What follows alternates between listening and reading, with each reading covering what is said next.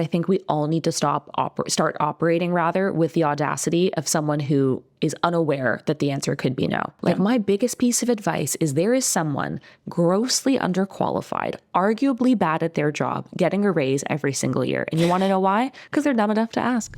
This is Fixable, a show where we take the problems at work that feel unfixable and prove that they're not. I'm Ann Morris, and we are back with another installment of our Purpose at Work series. Today, we're getting down to the brass tacks of how to find purposeful work and how to build a meaningful career that's connected to your purpose. Our guest today is someone who spent years in the trenches of hiring. You may know her as Emily the Recruiter on social media, where she shares practical, refreshingly honest career advice with millions of followers. Emily Durham has decoded the recruiting process from every possible angle. She's worked inside companies on the recruiting side. She's helped the job seekers knocking on the door to figure out the process. She's coached people through the biggest professional decisions of their lives. She's also the author of the fantastic new book, Clock In, No BS Advice for Getting Ahead in Your Career Without Losing Your Mind. I love her voice and her work, and I'm thrilled to welcome Emily to the show today.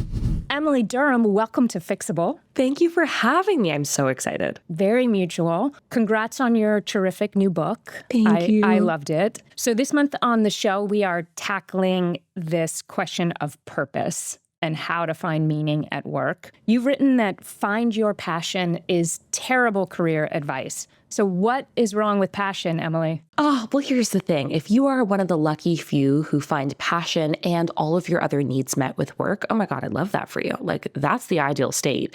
But I think telling people that we have to be passionate about work is basically telling people the most interesting thing about you is what you do Monday to Friday. And I think that's really crummy. You know, the way that we talk about work and fulfillment has not really adjusted with the way the world has changed around us. And one of the things I talk a lot about in my book is this Jersey Shore style metaphor, or acronym rather, called VPL in lieu of GTL. And VPL really stands for your validation, your purpose, and your lifestyle. And I really think those are the three core needs that we need to meet with work. Because if you've got a job that meets your lifestyle, maybe the pay is fantastic, but you feel like there's no purpose and your boss doesn't validate you, treats you really crummy, you're going to hate that job sooner than later. So in lieu of chasing passion, I think we should create a life that hits our VPL, a life that we are passionate about. And at certain stages, you know, work fits into that and sometimes it doesn't. And that's okay. So I love your VPL framework, and purpose is there in the stack. You're just saying, if I'm hearing you correctly, these other two things also matter. Why are these distinctions important for people to really think about? You know, the purpose is definitely in there, but I think my big push is you don't have to find a job where you hate everything about it. But the goal that we've kind of been raised with is we need to find that validation, that purpose, that lifestyle exclusively through work. My push is let's look at the entirety of our lives and see how work is one of those contributing factors. Because in a world like today, where companies we used to trust are now laying folks off with 6 a.m. cold emails, if all of our VPL or all of our purpose comes from work, it's even more disturbing when we get that taken away from us, or when our employment situation can shift and change. So it's really about creating stability in as many pots as possible. And then is this the same reason you're skeptical of a dream job? I think so. I am. And again, if you're someone where it's like, listen, I'm working my dream job, I'm passionate about everything, goodness gracious, I could not love that for you more than I do. But telling people that we need to hunt for a dream job, again, is tying our meaning to work. And I'm a firm believer, you can't really get ahead in your career if your whole identity is tied to work. When we dream of a job, we're telling ourselves, like, that's the best it's ever getting. And if you get the dream job and suddenly you're not great at it, or your boss kind of sucks, or the job is changing, you're going to force yourself to make it work because you went to school all those years to get the job and you told your friends you had the swanky title. So I think detaching from the notion of this dream job and focusing on what does my ideal life look like and how does work fit into that gives us permission to pivot, because you're going to go through phases where work is number one, and sometimes you're going to go through phases where work is maybe number 4 on the importance list here. And to your point, it also deepens our resilience when we're not getting everything we dreamed of getting from work. It allows us to move through those setbacks more gracefully. Yes, I kind of joke that you need to have, a life that you really like to remind yourself you're not just an employee. Like the amount of times I've used to come home from work on a Monday and be like, well, that's it. I'm going to make dinner and I'm going to think about work all day. That's a really unhealthy attachment to the careers we have versus a life that is a little bit more robust and creating these moments where we find purpose outside of our 9 to 5s. In the book, you write about part of your skepticism about dream jobs is we tend to form these dreams at a young age before we've really been exposed to this like wildly diverse world of work where lots of things are possible that we can't even imagine as a 12-year-old or a 15-year-old when we're first thinking about how we might fit into that world. I'm curious in your experience, and I know you have coached lots of people at different stages of their career. Do you find that our kind of dreams of work become more reliable as we move through those careers and get more exposure? Like, is that advice that makes most sense early career, but then, yeah, you can gain more confidence about the dream as you go? Yeah. You often hear folks where they're like, after about 10, 15 years of work stops being this pedestal that you look up to. And you do have goals and targets, but they're not these all-encompassing, this is my dream, this is who I need to be. So I do think, your dreams get a bit more reliable the more exposure you have to mentorship. But I also think a lot of that is tied to amount of access to mentorship as well as representation. So, the jobs that we're dreaming of as we're children are often just, to your point, the jobs that we know exist. And how do we know they exist? Well, it was through our parents, through our friends, and through what we saw on TV. And I think of women, especially, women of color, looking at TV representation. And also statistically, I even think about, how many women were in science, technology, engineering, and math, right? Like we didn't have the access to these opportunities. And although throughout your career, you can get more crisp on what the dream looks like, it's often still influenced by those same factors. And as we continue to struggle with representation in leadership positions, I still think that, there's not as many women dreaming of CEO or CTO for that matter because of that representation. So it's a bit of a yes and a no. Yeah, no, I get it. And then instead of a dream job, you argue that we should be pursuing an awake job. So talk to me about the awake job. Yes, I would argue the awake job is us taking off the rose-colored glasses, because when you are in love with your job and it's your dream job and the best thing that's ever happened, when your boss asks you to work overtime and skip your best friend's birthday dinner, you're probably going to do that. When you get some negative feedback, you're probably going to cry about that. You're going to get those Sunday scaries a little heavier than usual. But when we shift it to the awake job, which is this job is actively fitting into my validation, my purpose, and my lifestyle. It is fulfilling my financial needs, my emotional needs. You've taken off the rose-colored glasses. You remember it's just a job. The positive feedback that your boss gives you is a compliment, and that's great, but it doesn't determine your value as a person. So therefore, the negative feedback doesn't either. So I encourage people to take off those rose-colored glasses, look at work for what it is, which is frankly, a contract for you to fulfill services, and create a life surrounding work so that work doesn't become everything. And I see this especially even with our social circles, right? We spend 40 hours a week with these folks and they can be wonderful. Well, what happens when you leave that job or that job no longer exists? You've now lost your work and your social life. And that's, 2 times the hit. I'm getting this beautiful mama bear protective energy from you. You just want to send us out in the world with the narratives about ourselves and the kind of realism and the whatever the opposite of rose-colored glasses are, to just deal with the world of work with more realism and confidence and clear expectations. Is that a reasonable summary of your purpose? I would love to get that tattooed on my skin. That was beautiful. I would say so. My purpose isn't to discourage folks from being highly ambitious and wanting the next thing. That is beautiful. What I'm pushing folks to think about is how when you frame your work as one part of your life versus your whole life, you're actually going to get a lot further. So if I define my purpose, it really is just equipping people with the confidence and the tools to get ahead without it being something that keeps you up at night. Because God, does that feeling suck. How has your own purpose evolved over time? I'm curious when you first got in touch with the clarity around the impact you wanted to go out and have in the world? A lot of it was through experimentation. And I'm such a big proponent of saying yes to the things that kind of scare you. You'll filter out some stuff you never want to do again.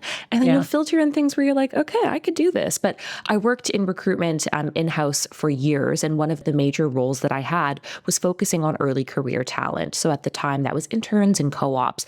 And what really sparked like this sense of deeper purpose where I was really fulfilled, although I was incredibly overworked, which is kind of what pointed to how much I loved it, was really being the person to be able to give someone the behind the scenes of, I know you've got an interview tomorrow. Can you just make sure you ask for a little more money than you plan to? Or, here's what actually needs to get done for you to get the job. And seeing how the real impacts of that, was able to get candidates kind of through the process, get them into the role that changed their careers. That just really sparked this fire in me that I wanted to do at scale. And fast forward 6 odd years later, and that's kind of become the crux of what I do today. Fire is dangerously close to passion, Emily. Just to warn you. It is. And the beauty is like, I'm super passionate about my work, but I'm just as passionate about really good walks on the beach with my dog. So when I'm having a crummy work day, I say, okay, putting this down, I'm going to go do something else that fills me up. I'm going to go watch The Real Housewives of Rhode Island, and I'm going to take my dog on a walk. So where is purpose in your own VPL stack today? Ooh, I love this. For me personally, I would say lifestyle is my lowest. Purpose is my highest, and validation is in the middle, which was a little bit hard to kind of think through, because validation, when you hear that, you think, well, I don't need validation from work. But the reality is, like, we all do. It's really nice to be told. I'm desperate for validation. It's the best. There's nothing better than someone saying, wow, that really helped, or wow, that was great, or, all of those things really matter. So for me, purpose, seeing the tangible outcomes of helping people get connected to work that matters to them, that's what fills me up. Secondary to that, it's the validation. I love going to a conference and someone saying that was a great talk. Yeah. Lifestyle for me is kind of third. Like, I'm at a stage in my life, I have no dependents. I'm cool to work a little bit extra. If I have to commute a little longer, that's fine. But I anticipate as my life changes, like, those letters are going to jumble up. That's why it's so important to know how they stack now, so you give yourself permission to shuffle them a little bit. When I was a young pup, I was very clear that my number one driver was purpose and meaningful work. Where should I'm hearing you that and don't put all your chips on the gig, but that was my number one focus. What other coaching would you give me in that moment as I was setting out to the world of work for the first time? I would ask you, if a lot of your driving love and passion and excitement is into work, I'd love to hear why. Like, what is the outcome that feels really meaningful? Is it helping people? Is it the connection? Like, I would ask you what the source of that is, and ask you then, what other places in your life do you get even micro doses of that? And how can you do 5% more of that this week? Like, I'm not saying overhaul your life, step away from work. I'm just saying, if you have a really crummy day, where can you get that hit somewhere else so that you kind of are a bit more predictable in terms of how we feel during those down seasons? I love it. Let's say I'm early in my career. Go back to the kind of young pup metaphor. I'm just starting out. I don't know exactly what I want, but I know that I want work to be meaningful. Let's say I have like a suspicion. I love animals. I'm passionate about like cross-species relationships. What coaching would you give me to like just start to find my way through this crazy world of work? Oh, the first thing I would tell you is how exciting that you don't know. That means you get to discover for the next little bit. Like, what an exciting period. So don't beat yourself up for not having the answers. You're not supposed to, right? And I would also remind you that your meaning and your purpose can come in a bunch of different places. Sometimes the meaning and purpose is just great coworkers who also love animals. Mm-hmm. Sometimes it's the customers that you deal with. Sometimes it's your boss. Sometimes it's the company itself.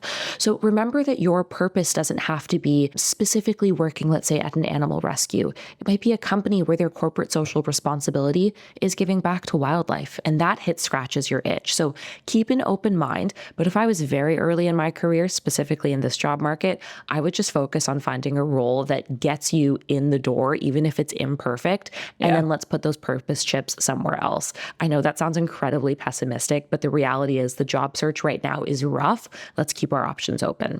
I love that you underlined working with a team or collaboration as something that can fit into purpose for people. I feel like we think about purpose traditionally in this very narrow way where, I want to go and change this about the world. And I love that for people. I loved that for myself. It was a deep source of meaning for me. Yes. I can imagine how this fits into some of your frameworks, but the top-down value, like I was passionate about global health. I was passionate about democracy. I was passionate about entrepreneurship, like helping people start businesses in environments where that was difficult. All those high-level missions meant a lot to me. What a brutal insight in my own life was that was not enough. My daily experience of going to work also mattered tremendously to my level of engagement and satisfaction. What was I literally doing when I came to, like, who was I talking to? What was the activity? Was I doing it with other people? Was I doing it by myself? All those things were just as important, if not more. This was the dirty little secret, if not more than this top-down mission. And I'm wondering how you see that kind of friction show up in your work and how you coach people through it. It's really difficult. And I think those are the things you only really recognize when you're in the moment, being like, okay, something's feeling off, and where is that coming from? I think it's really important when you are experiencing resistance at work and in your career where something is feeling off, spend the time. Sometimes it's just 15 minutes, and I'm talking no music, no distractions, just bullet note. What am I feeling? I'm feeling isolated. I'm feeling like, my team, either doesn't exist or doesn't have my back. And I think the way that we think about dream jobs is so tied to the work in the company that we forget all of the little accoutrements. It's the people. It's the, what is the lifestyle associated with this work? How does this work make me feel? So sitting down with yourself and really bullet pointing out, what am I feeling and where is this coming from, to specifically name these things is so important. But I also think it's important to ask yourself, in my ideal life, what are the things that would satisfy me? And go into very, very, very specific detail. Everything from the mission of the work that you do, so that top level stuff, all the way down to what time do you roll into the office? Is there an office? Are there coworkers? How many? What city are we operating within? Yeah. And when you look at your pie in the sky ideal life, you're going to immediately see, oh, wait, I am so far off from what actually fills me up. Something's got to give. And it's interesting, in my own career, I also thought I was very mission driven by the work itself. The reality is I couldn't find a job in what I was targeting, right? No one was hiring me into an employment law firm when that was not even my major. I ended up taking a job at a big bank. I was like, this work doesn't feel meaningful, or I'm in investment banking, or it's money, money, money. But where I ended up kind of sitting with myself and finding that purpose was on the individual level. I had a really great boss. I had really good teams. I had great employee resource groups. So I shifted that meaning temporarily until I later found work that scratched kind of both of those itches. But sitting with yourself to think about the macro and the micro is so important, because over time, your needs are going to change. And the busier that life gets, sometimes you care a little bit less about the macro mission of the company and care a little bit more about the person you speak to 6 hours a day in the office. Yeah. And I love your guidance to pay attention to your own emotions as data to inform some of these questions. The advice I sometimes give people is pay attention to what's really weird about you. Like, what do you like to do that none of your peers like to do? Like, what? Because so much of our behavior is socially influenced, and so when we really use some of those like emotional tokens to do something really different from the crowd, I think there's also a lot of data in those choices as well. I love finding your weird. I think it's incredible. And that ends up being like your superpower at work. Many of our listeners are mid-career or even later. They've checked the box on the V and the L, kind of where you are in some ways, it sounds like. And now they really want to lean into purpose. What advice would you give them on navigating that pivot? Yeah, I think there's two things to think about in this. So the first is it possible to get that purpose in your current job? And I'm assuming we're happy in our current jobs, by the way, just because we've hit 2 of the 3. We're restless. We're ready for the next thing. We're ready for the next thing. I love that. So I think this is the first question. Can I get that purpose in this job? That might mean, and for many of us, it means joining an employee resource group in a position of leadership. Yeah. Maybe you are joining like the women leadership organization, a mentorship org. Maybe you're leading the corporate social responsibility. You'd be surprised how much that scratches the itch of, wow, I'm doing something. The power of mentoring someone, especially mid or late career, is one of the most rewarding things in the world. Seeing how you have built someone from early to confident is so important. That can be an incredible way to do this. Can your role expand? Can the clients that you serve expand? All of that is something worth asking. And a great way to do this is to first sit with yourself and think, in a perfect world, what could I get from this job that would take me to a happier place? If you do have an answer, speak to your boss, have that conversation, frame it as I'm looking to expand my purpose because I love working here. They're going to have your back if they're a great boss. And if they're not, well, then there's our answer. Let's find something else. So first thing is let's focus on the job at hand. Before you move on to the second one, I just want to underscore that because a lot of us come to work with a lot of our own security demons. And I see, particularly late in career, just falling back on this habit of, I need this job. For a lot of people, it means safety, security, like a sense of well-being, a sense of confidence in the future. Deeply respect all of those things. But when you're at the point where you are getting restless because you want something more, it means you are willing to make a different kind of risk security trade-off, which is such an exciting moment in a life and a career. And this is where this is the punchline, where you have nothing to lose. Yes. Because you're already starting to fantasize about walking away. So before you do that, let's find out what other ways you might be able to get meaning from your current job. I love that. And I think there's often so much fear in saying like, well, I don't want my boss to think I'm not interested in my work. If you frame it around... That's old you. That's an old memory. And old muscles around security. Yeah. Exactly. Like that is our fear-based reaction. If you frame this as, I'm looking to expand my purpose because I love this work, you're going to be fine. There's something to be said for security. And I'm not saying we never leave our jobs, because option 2 is, let's say you have this conversation with your boss and you're like, I'm not getting what I need here. Or maybe the company you're at makes this pretty impossible. That's when you have kind of 2 routes you can take. Route number 1, maybe you start applying for jobs that are a bit more aligned to what you're looking for. Perhaps it is some of their social responsibility initiatives, the mission of the company, perhaps the customers that they serve. You go that job search path. But there's a third path that sometimes we forget about. Let's say your current job is not going to give you what you need. Where can you volunteer? Yeah. Where can we take it outside of work? And this is where I think about, that restlessness, that purpose. It's about the sum of our life, not just work itself. How can you go mentor someone outside of work, volunteering? Even, it might be creative endeavors. Like that is such an underrated means of satisfaction that you can or choose not to monetize. Both are options. So it doesn't need to be, I'm looking for something next, let's quit my job. I think when we start to think of our career as a part of a pizza pie instead of like the whole deep dish, you start to realize there's a lot more options, right? And then we get to play and have a bit more fun. All right. Let's say I've followed your wise counsel, and I have reached a confident conclusion that I need to quit my job. So how do I skillfully walk away? What is Emily, the recruiter's advice on how to gracefully quit a job? Yes, and there is a wrong way to do this. So this is a great question to ask. So my personal perspective is, unless this job is causing meaningful impact and negative impact on your mental health and your wellness, please do not quit until you have something else lined up. This market is slow. I'm talking 6, 7, 8, 9 months to find a job.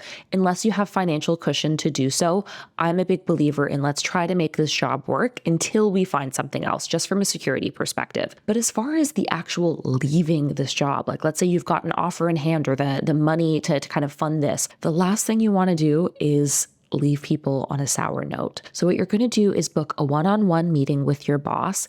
People say never do this on a Monday, never do this on a Friday. Who cares you're quitting? This is fine. Book it when you find out that you're leaving this job.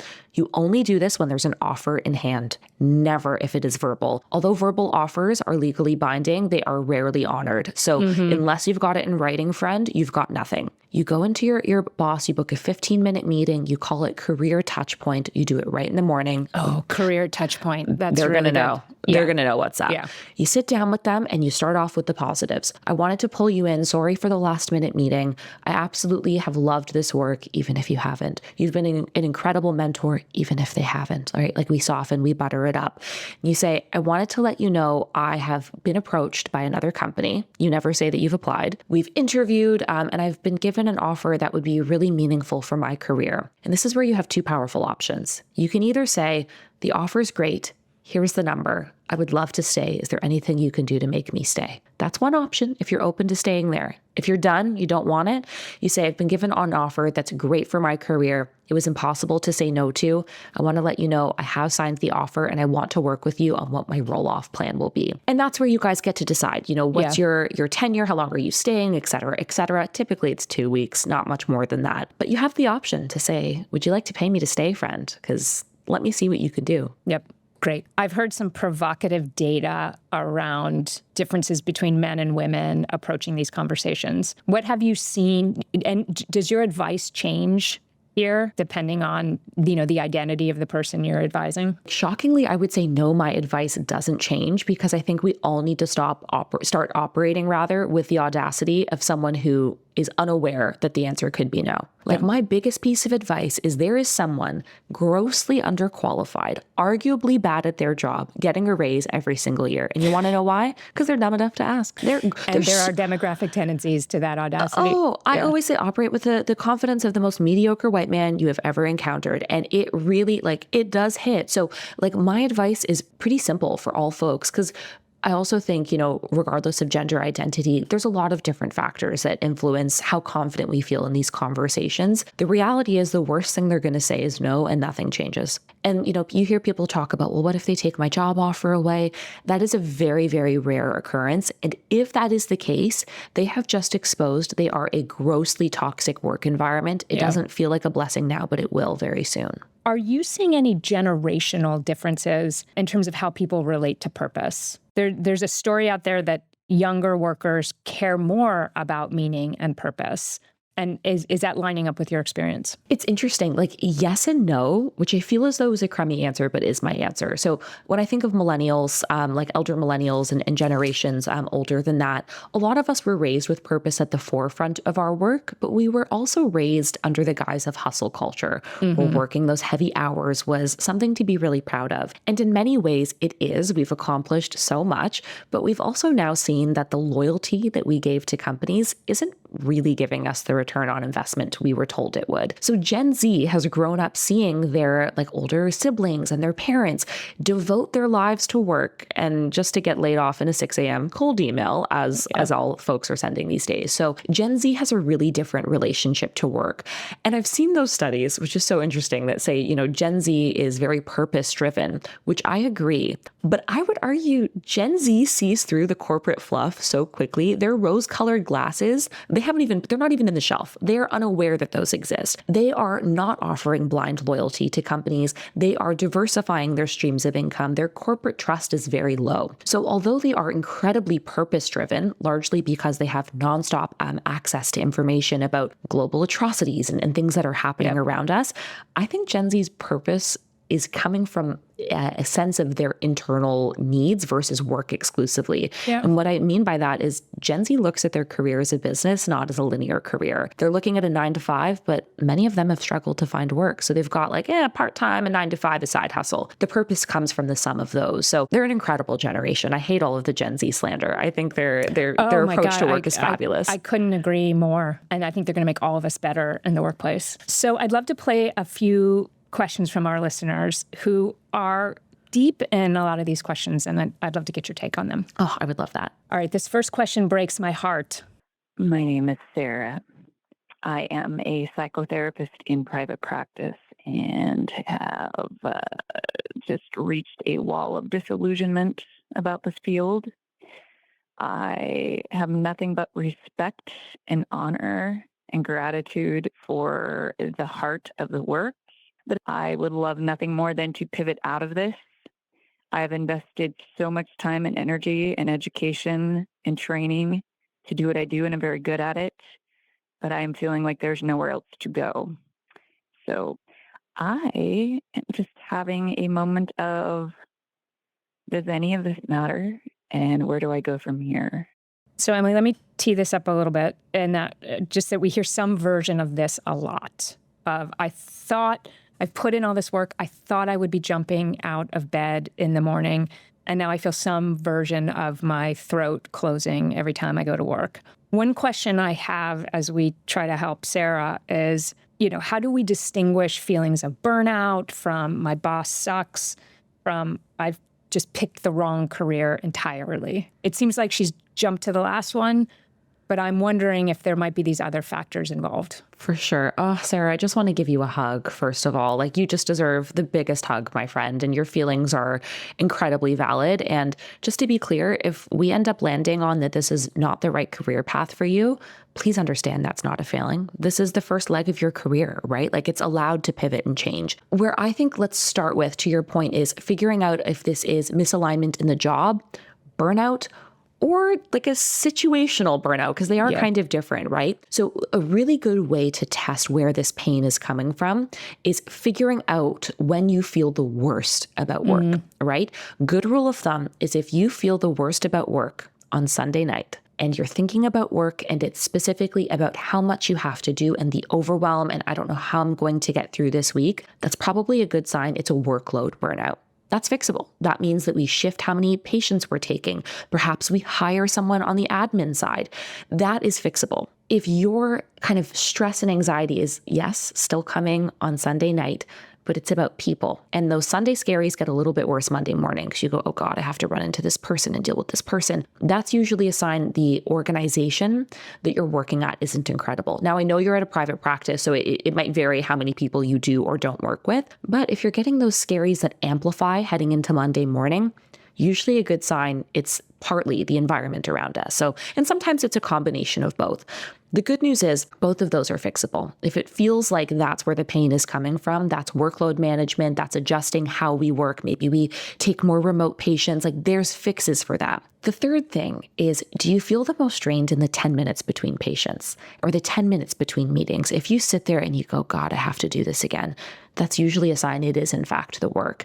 And you can sit there and kind of, journal through and write through how you're feeling, but those are really good spot checks. It sounds like you might be in that third bucket, but always good to pressure test to make sure that's where it's coming from. To be clear, you are not stuck. It's going to feel like you're stuck because right now, every time you open up your phone, there's constant loops of bad news about the job market. And, it's hard to move from here to there. But let's focus on the reality. The reality is you've just invested in transferable skills that so few people have. Do you know how many organizations will want someone with a psychology background, a deep psychology background, who are mental health tech startups, who are large technology companies who study the behavior of their customers as part of their user experience teams, who are people looking to hire you on as a consultant to build up their own private practices? You are not stuck. So what I would encourage is sit down and think about the stuff that energizes you about work. What are the little moments where you're like, okay, I can handle this? Is it the feeling of helping a patient? Maybe we get into consulting to bring other people's practices to scale. Maybe you get into education. Maybe that feels really good. Is it the other elements of this that you love? Is it building out the development plans for someone? What about adult learning? Organizations hire learning and development all the time. One of the core requirements, adult psychology and adult learning. So you are not stuck. Let's just have a little bit of fun with what your options are. And you've got lots of opportunity here to play. So don't feel like you're pigeonholed. You are not, but give yourself a chance to breathe and grieve, because all the feelings you're feeling are going to make things feel a lot more gray than they are. You've got a lot of really exciting stuff ahead of you. We just need to breathe through it. Emily Durham, you are so fucking good at your job. Thank you. I love what I do. That was 10 out of 10. Magnificent. Thank you. Well, Sarah's just got so much fabulous in her. Like, can you imagine? Think of the world ahead of you with all of this. And there's nothing worse than the feeling of, oh God, this is my life forever. But once you're on the other side, think of the story you get to tell people. Two things I really loved: breaking up your experience of work into these more micro moments and getting more reliable data to figure out what is it, because these feelings are so big, and I really feel Sarah's pain. These feelings these are really big feelings, and the conclusions are really big. And I think a moment that I really am curious about for her is that moment when she's in front of patients and she's doing the work that she came to do, which is really playing this catalytic role in another human's evolution. But as you said, there's so many other places that she can use the muscles that she has built in preparing to do this work. And it's never wasted. It's going to feel like it is, but it never is. In the moment, it's going to feel wasted. And then, you hear about the careers of some of the most interesting and successful people on the planet, and they've had 4, 5, 6, 7, 8, 9, 10 different careers, right? Yeah. So this isn't a failing. The investment you've made in your education has just given you the most unique skills toolbox in the world. And now we get to figure out how you get to be the coolest candidate in the universe with those unique unique skills to take you to that next place. You are not stuck, friend. You're almost never stuck. You're so good at this. Oh, We're going to thank do you. one more. All right, this next one is from Kaylee, who our producing team talked to following her graduation at NYU. Congratulations, Kaylee. Congrats. I would say, just in general, as a new grad, how can we express our mission and values first at the forefront of an interview, and so that we know, like, right out the gate that we're starting out together in alignment? Like, when's a good time to start having those talks and that conversation? Yeah, when do we break it to our employers that we are looking for some psychic income as well here? How and when should we tell them? I love this. This is another one where we can take this to be slightly lower stakes. First of all, congratulations on your graduation, you icon. Love this for you. I would definitely say, like, this doesn't need to be a sit down conversation. This doesn't need to be like, oh, we're going steady style chat. This doesn't have to be a, my values are this. How does that work for you? The best way to do this is let's optimize your LinkedIn profile so this is already obvious. So in your About Me section on your LinkedIn, include one sentence that is, I'm passionate about, and insert 3 things that are values driven. It might be human connection, corporate social responsibility, whatever it might be. Then when you get into interviews, when they say, tell me about yourself, because we know, Lord knows they will, you're going to end up including this in your answer. So the best formula for that tell me about yourself is 1 to 2 sentences for, who you are and what you do, what you're looking for, and why you're interested in this job. At any point in those, you can include one sentence that says, I was really interested in this role because I saw that your company is deeply passionate about developing and investing women in tech. That's something that's always been really important to me. All it takes is one sentence to call out your values, and that's it, right? The other things you can do is less about telling them, more about what you tell them by asking. What do you do in terms of insert the thing you're passionate about? How does the company navigate? Insert some of the things that matter. What do employee resource groups look like? You can often tell a lot about a company's values by how they answer these questions, but I'm going to give a little tough love. A recruiter's job is to sell, right? They're never going to tell you, oh, we don't care about that. Oh, honey, the animals, we don't. Oh, if all the koalas drop tomorrow, we wouldn't lose sleep. So you're never going to get 100% honesty. But if you pitch yourself to say, these are my values, they can quietly pull back if needed. But if you're really wanting to make sure this company is a good fit for you, let's go to Glassdoor. Let's go to Fishbowl. Let's see what the real tea is with what people are saying, because you can take a lot of what a recruiter says honestly and a little bit with a grain of salt. And I'm not saying recruiters are liars. I am one.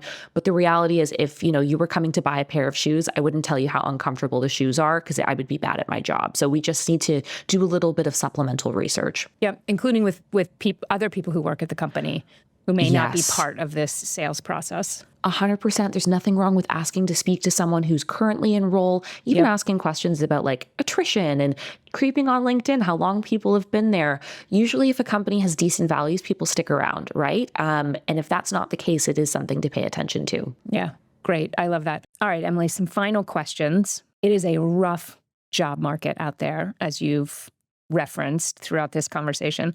Lots of unknowns, lots of fear, lots of caution from employers. AI freaking everybody out. Give our listeners an Emily the Recruiter pep talk on how to navigate this moment. So the most powerful thing about knowing that this job market is a dumpster fire is giving yourself permission to realize it's not you. It's probably not your resume. It's probably not the fact that you're an imperfect interviewer, whatever that means. Give yourself permission to realize this is how you and thousands, hundreds of thousands really, of other candidates are operating in the system. So this is not a reflection of you. That relieves a lot of anxiety and a lot of guilt. Here's what I will say. Nothing is forever. Things will eventually correct. Are they going to correct in the next couple of years? Probably not. Nope. But what we can do is adjust our job search strategy so that we are not playing a different game with the same rules that we did a few years ago. And I think that's where I've seen the most transformation with people is let's adjust our strategy for the market around us. Let's remember that this isn't a reflection of us, and let's over-index on community. If you're struggling to find work, now's a great time to reach out to people you went to school with. There's no shame in asking for that help, having those conversations. But my big underlining pep talk is it's going to feel long and painful, and it's not going to be fun, and none of it is your fault. We get to accept that it sucks, sucks. And we get to do our best to try to mitigate getting that job as quickly as possible, but not a reflection of you. And wow, what a horrible, horrible chapter in history our kids are going to have to study one day. And you get to say you were a part of it. You know, maybe that's a silver lining. I love your advice to tell a skillful story, a skillful and productive story about your experience. I can tell you from the other side, the muscle that is going to be most important to you as you navigate your career. Because our default is going to put us at the center and it's all our fault and we screwed this up in some way. And it's not helpful and it's not accurate. And so if we can really push on those dimensions and give our own selves a productive framework for how we're experiencing this moment, the dividend is not just about getting through this, but it is also about managing setbacks for the rest of your life. 100%. And like the little tip I would give is think about your career like a business, not like a career. So if you're really struggling to find that perfect 9-to-5 job, it's totally fine to take on, 2 part-time jobs that equal 1 full-time job. Like, remember that there are no rules left to play. There are no rules on what your career has to look like. There are no rules on what success does or doesn't look like. All that matters is that you are happy with your life and the lights are on. That is the only thing that matters. You don't need to have the swanky consulting job to be a highly successful, meaningful person. Yeah, I love that. Just a quick PSA.